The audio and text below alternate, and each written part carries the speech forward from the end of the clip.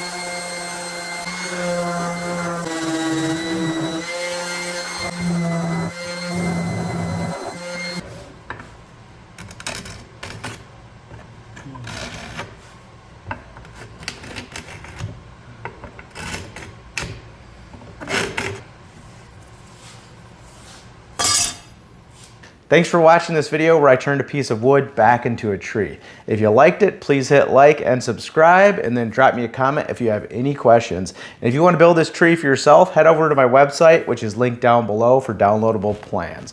And while you're at it, I have some other videos over here you might like, so check those out. See you in the next video.